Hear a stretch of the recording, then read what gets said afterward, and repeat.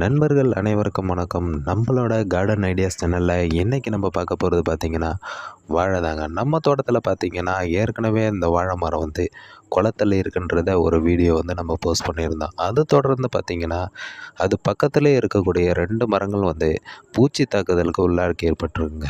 பார்த்திங்கன்னா மேலே பார்த்திங்கன்னா வாழை மரம் வந்து அப்படியே கருகி ஒரு மாதிரியாக பூச்சி தாக்குதல் வந்து அடைஞ்சிருக்கிறத நீங்களே நல்லா கண்கூட பார்க்கலாம். இந்த மரத்தை தொடர்ந்து மற்ற மரங்களுக்கும் பூச்சி தாக்குதல் வந்து ஏற்பட்டுன்றதால இந்த மரத்தை வந்து நம்ம வெட்டுறதா முடிவு பண்ணிட்டோங்க. கிராமப்புறங்களில் சொல்லப்படுற ஒரு பழமொழிக்கு ஏற்ற வாழையடி வாழையாக முளைச்சிக்கிட்டே போகுது என்ற பழமொழிக்கு ஏற்ற இந்த மரத்தை பார்த்திங்கன்னா 10 மரங்களுக்கு மேலே வந்து நம்மளுக்கு கொடுத்துருக்குங்க. ஒரு கண்ணில் வச்ச வாழை மரம் வந்து இந்த அளவுக்கு வந்து நம்மளுக்கு 10 கண்ணுக்கு மேலே வந்து கொடுத்துருக்கு. முக்கியமாக வந்து சொல்ல பண்ணுறது என்னென்னா, ஒரு மரம் வந்து செழிப்பாக வளர்ந்துட்டாலே மற்ற மரங்கள்லாம் சுற்றி இருக்கிற மரங்கள்லாம் அதை வந்து வெட்டிடுவாங்க.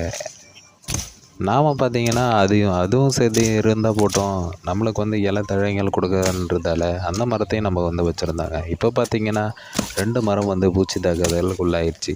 அது என்ன பண்ணுறதுன்னு தெரியாமல் நம்ம வந்து அந்த மரத்தை வந்து எடுத்துடலான்னு சொல்லி முடிவு பண்ணி எந்த அளவுக்கு பூச்சி தாக்குதல் வந்து உள்ளாயிருக்குன்றதை நீங்களே பாருங்கள்.